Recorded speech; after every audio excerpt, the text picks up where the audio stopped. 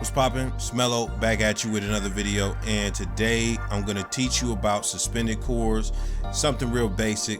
So let's get right into it. But first, as we're getting straight to the sauce, be sure to put a like on the video. Now let's get into it.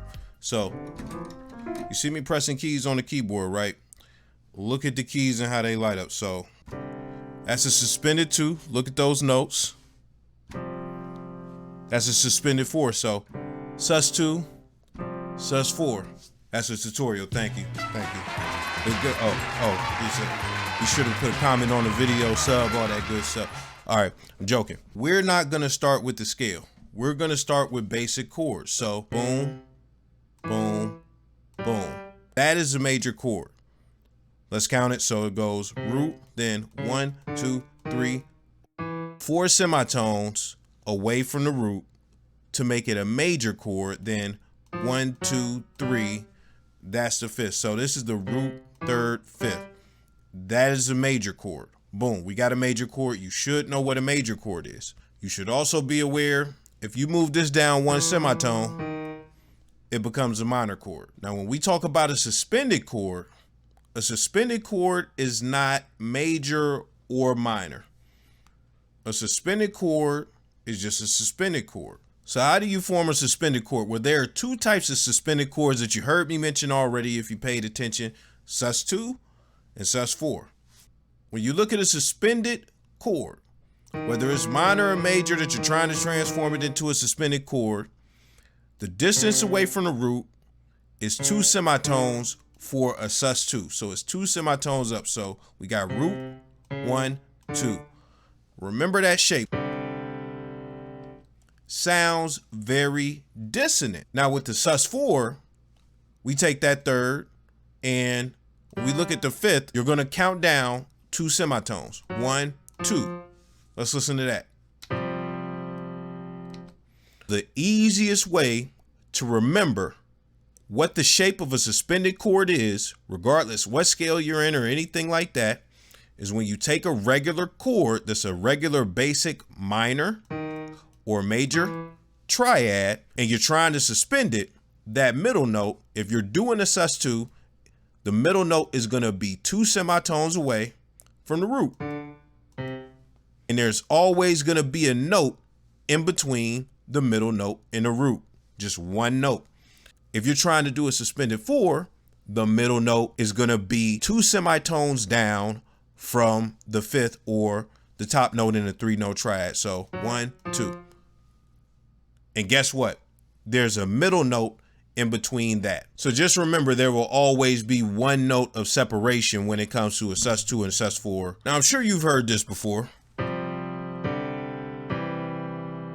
Now, the thing about suspended chords is they create a sense of tension where, you know, there has to be some release or some resolving, things of that nature. And if you know about chord progressions and making chord progressions, it's about pretty much creating that tension in certain points and getting to those resolutions, taking people on a trip. Now, the sus 4 is used a lot more because it's more pleasing. This is a sus 4. This is a sus 2. You can turn all 6 major or minor chords within a scale, which is typically the regular major or minor scale, into suspended chords. The diminished chords within the major and minor scale, you can't do anything with that, so just forget about it. With the major scale, you want to avoid the 3 sus 2 chord and also a 4 sus 4 chord. And in a minor key, avoid 5 sus 2 and 6 sus 4. If you're confused at this point, please go and watch the chord videos that I've done. A lot of people give me a lot of compliments because it's taught very easy to where anybody can understand it. Now, the reason I say avoid those chords that I just mentioned is because they're out of key. I'm going to give you one example. All right, so to give you an example, we're in a C major scale, and all the notes that are light gray represent notes that are within the scale. I told you to avoid a 3 sus 2 chord. I'm going to show you why. So 1, 2, 3. That is the 3rd note in the scale. Let's go up. When you skip every other note, you have a basic triad. So let's do it. Now, what is that? That is a minor chord. Now remember, when you do a sus2, where does it have to be? 2 semitones away from the root for a sus2. There's supposed to be a note in between the middle, but guess what? That note is not within the scale. If you're watching this, you should know the importance of staying in key and staying within the scale. Now, when you get into certain things like modulations and other different stuff, yeah, you can go outside the box and you can suspend with chords that are not in the scale and stuff like that. You can do all types of stuff. But when you're keeping it basic and you want to make sure everything works and you don't know that advanced knowledge, you just want to stay within the box. So that chord doesn't work and the chords that I mentioned don't work. And if you did not know, the 7 chord in the major scale is diminished. So of course, that's not one of the 6 major or minor chords that you can use. And for the minor scale, the 2 is a diminished chord. So you can't use that because it's not a major or minor chord. You can't suspend a diminished chord.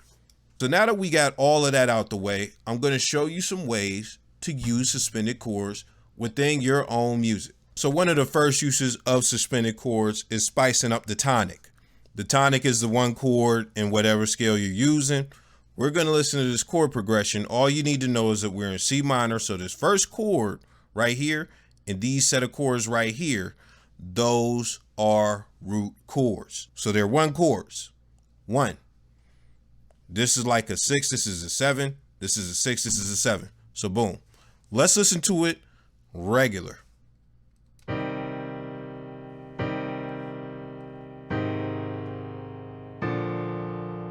When you have a 1 chord dragging out, you can suspend it in different ways. So the way I have this set up, I have it start off with a regular chord, do a sus2, and it goes into the 6th. And boom, when we come back around, we started off regular, we do a sus4, then bring it back regular. So let's listen to it.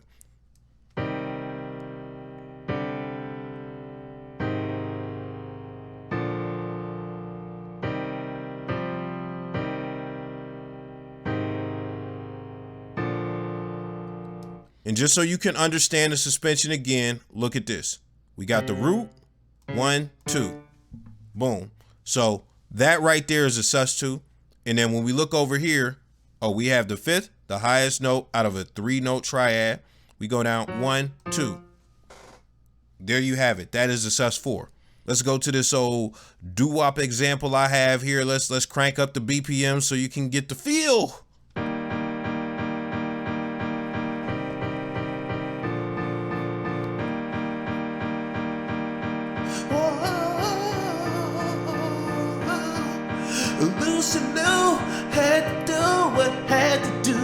All right, we done with that. So just so you're aware, we are in a D sharp scale. So these chords that you see right here and these chords that you see right here are the 1. So let's go to the next pattern. And we are still in a D sharp major. We put some sus4s, sus2s, regular chord. Then we spice it up a different way when it rolls back around. We got it starting off regular, then sus2s, then back to regular, then 1 sus4, then back to regular. Let's listen to it.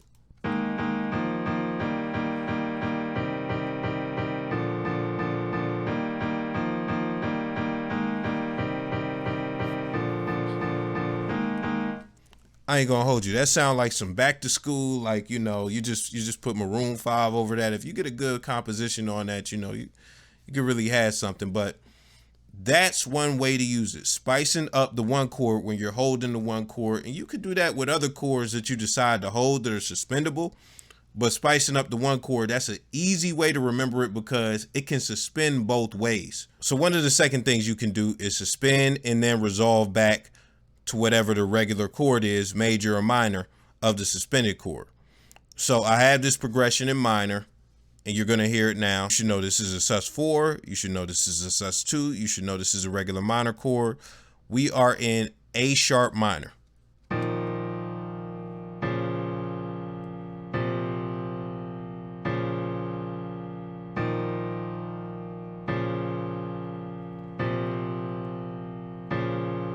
Reminds me kind of Knife Talk with 21 Savage and Drake and Project Pata. Laid out kind of a different example so you could see how it is when you do something like you're landing at 1 at the end of your progression. You got a 1. This is F major. This is the 1. So this is a suspended 4th. This is a regular chord. Let's listen to it. I'm sorry, this is a 6-2-1.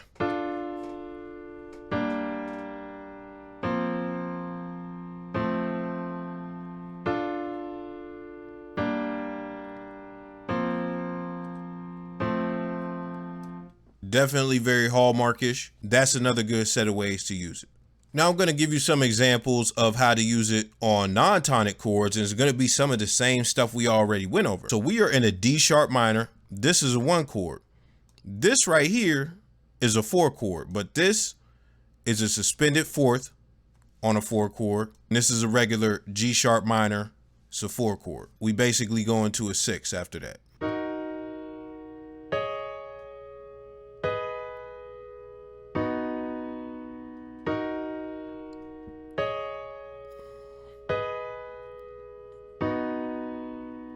Now imagine we didn't have that there. So I have a version without it, which is a 3-chord chord progression.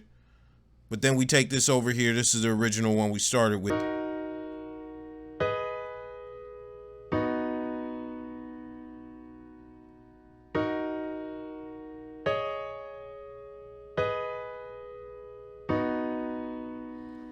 I mean, even with all of that, it still sounds good. Like, it still sounds good on the back end. You could combine those together. That's fire. So that's one way to go about it. When you got like a 3-chord chord progression, you could suspend one of the chords and then resolve it to the regular chord.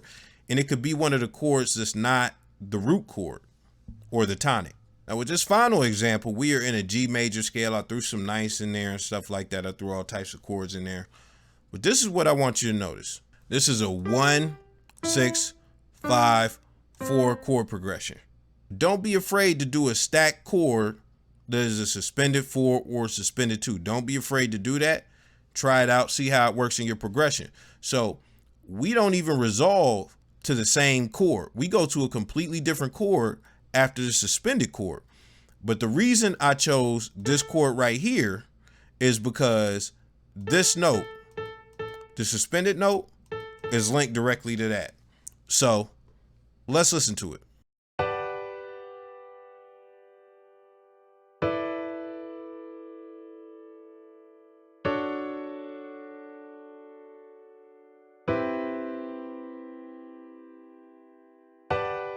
So I think I was thorough enough and gave you enough examples on how to use it. I hope this helps you out. If you have any questions, definitely put them in the comments.